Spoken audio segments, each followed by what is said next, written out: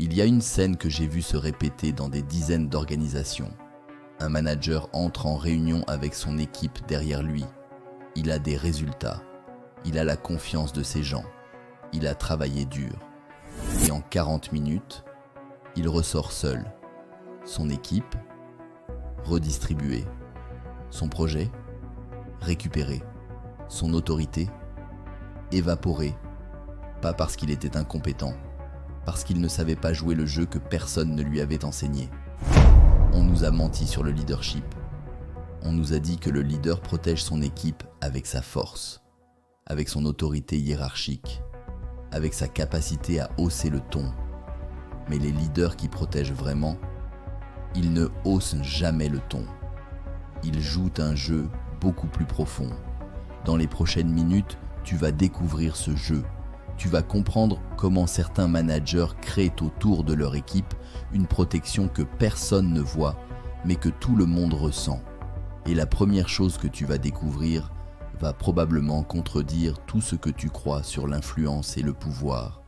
Reste avec moi. Avant qu'on plonge dans le premier principe, dis-moi dans les commentaires, est-ce que tu as déjà eu à choisir entre protéger quelqu'un dans ton équipe et préserver ta propre position ?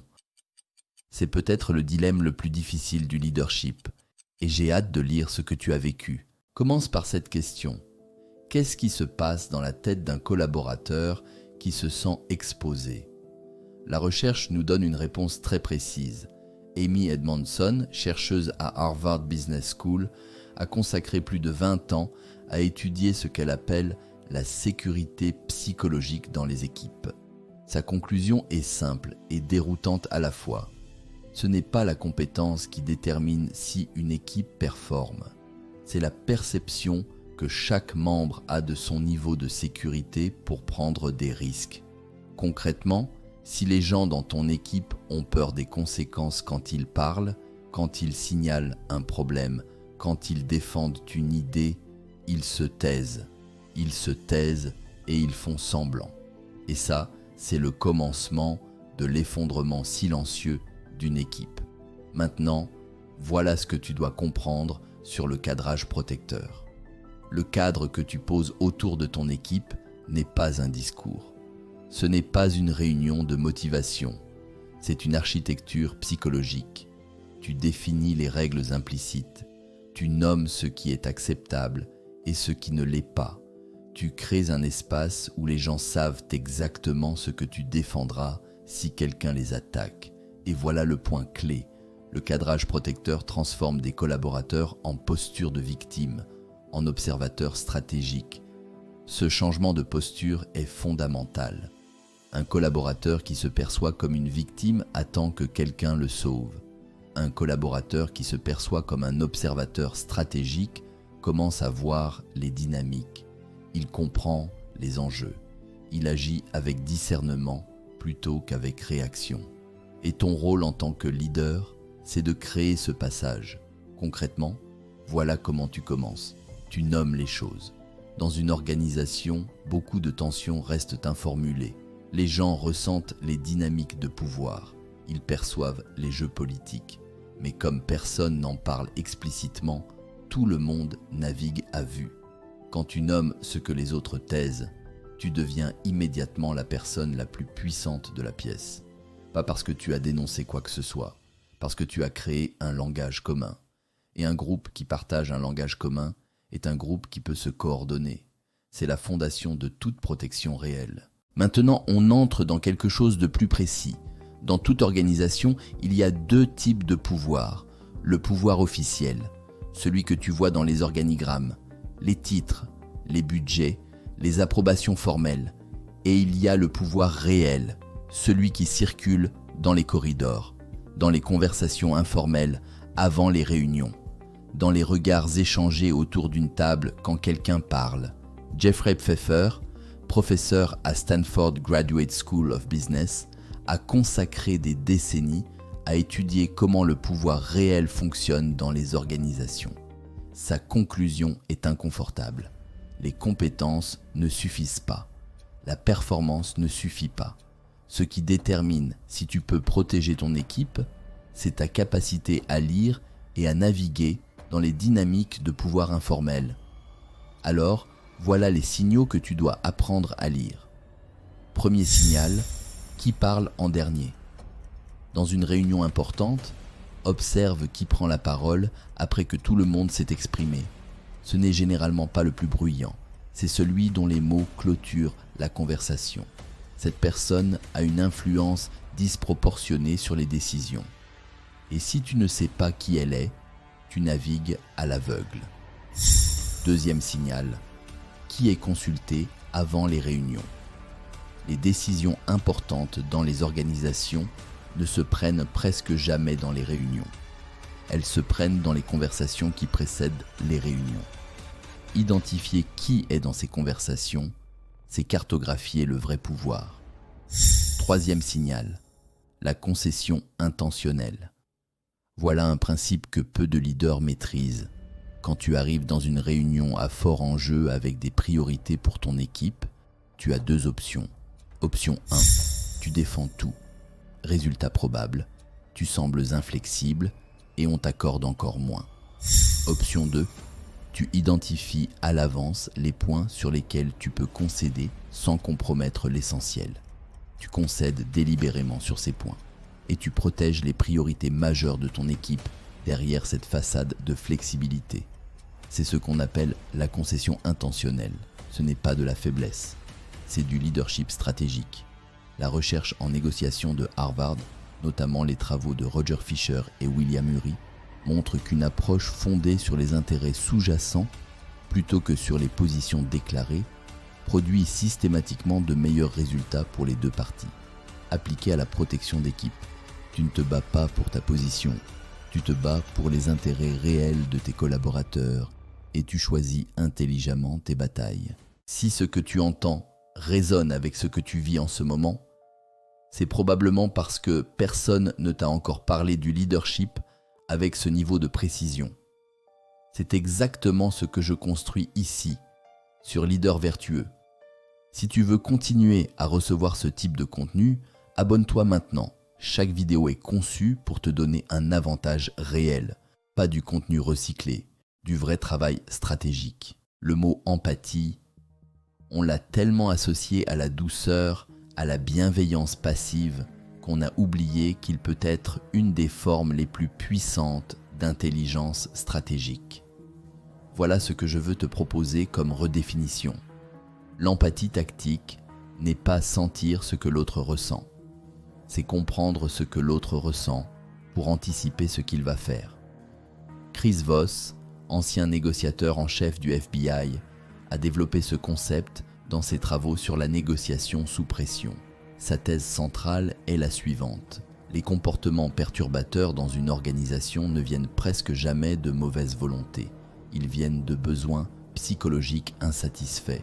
Le collègue qui sabote un projet, le décideur qui bloque une initiative, le manager qui dévalorise ton équipe en réunion.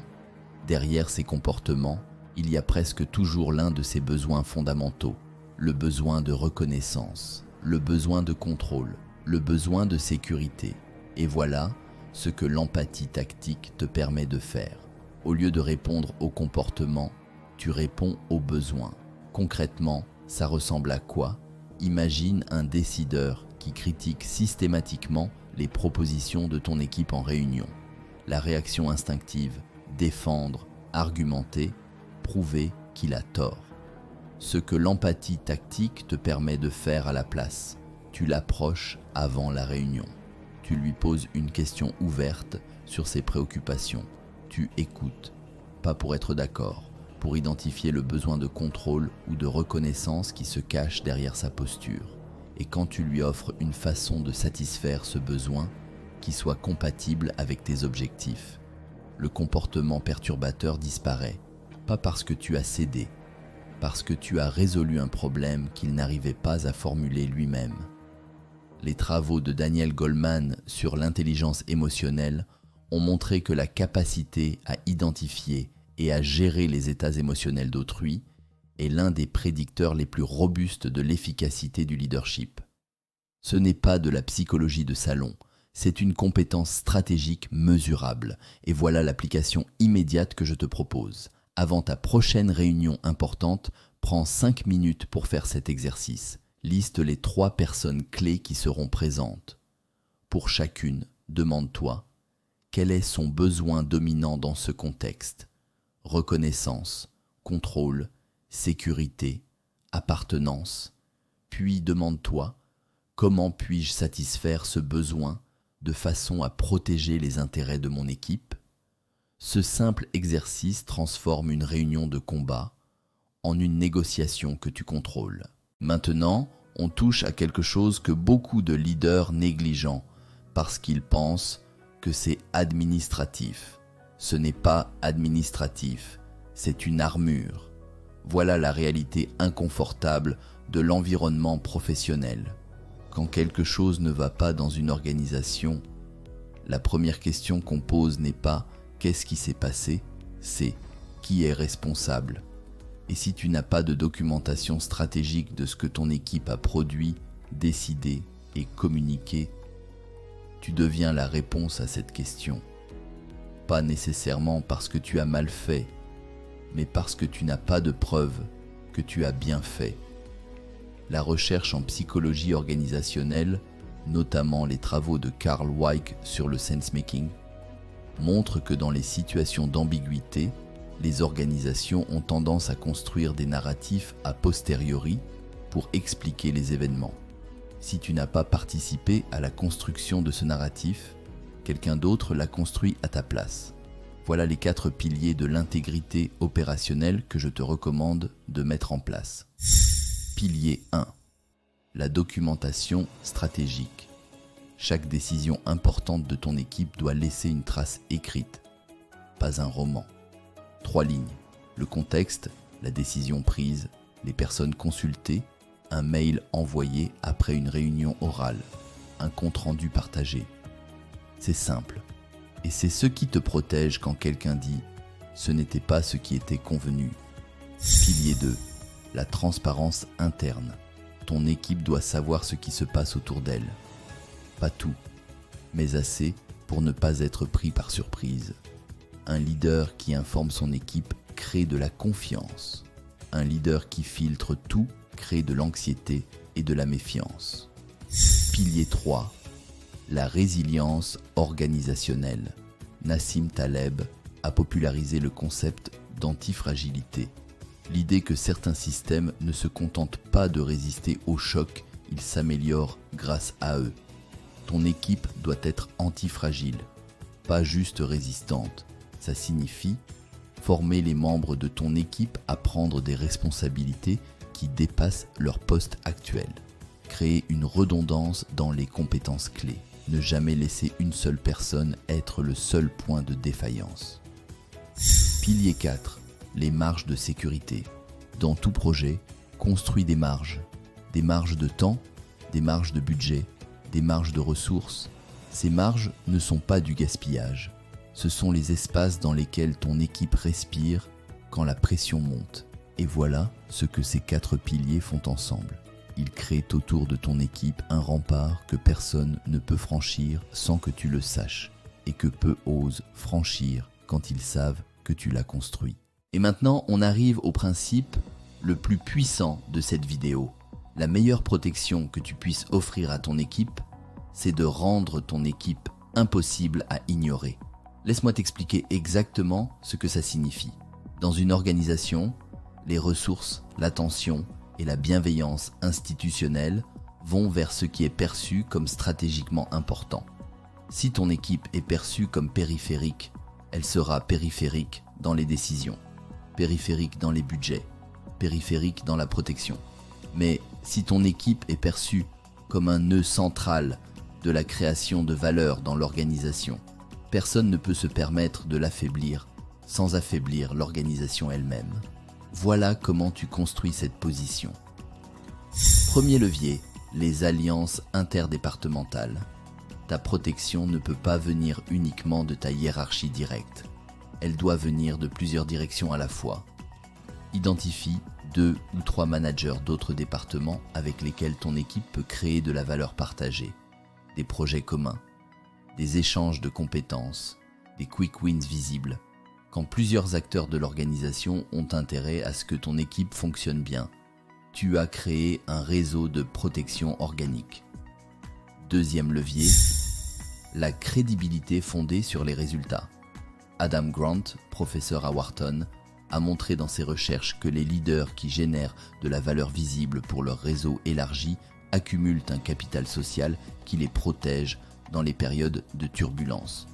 Ta réputation n'est pas construite dans ton bureau, elle est construite dans les corridors, les emails de remerciement, les résultats que les autres peuvent voir et citer. Troisième levier, les données comme bouclier. Dans les environnements politiques, les opinions s'affrontent, les données tranchent. Développe l'habitude de mesurer ce que ton équipe produit, pas pour créer de la pression, pour avoir à tout moment une réponse objective à la question: quelle est la valeur réelle de cette équipe pour l'organisation? Quand tu peux répondre à cette question avec des chiffres, les attaques deviennent très difficiles à soutenir. Et voilà la synthèse de ce que tu as compris aujourd'hui. Le leadership protecteur n'est pas une posture défensive. C'est une architecture d'influence que tu construis méthodiquement avant que la menace n'arrive. Je veux te laisser avec une pensée. Il y a deux façons d'exercer le leadership. La première, accumuler du pouvoir pour te protéger toi-même. La deuxième, construire un système qui protège ceux qui te font confiance. Les leaders de la première catégorie sont nombreux. Les leaders de la deuxième catégorie sont ceux dont on se souvient, pas parce qu'ils avaient le titre le plus élevé, pas parce qu'ils avaient le bureau le plus grand, parce qu'ils ont créé un espace où les gens pouvaient être excellents sans avoir peur.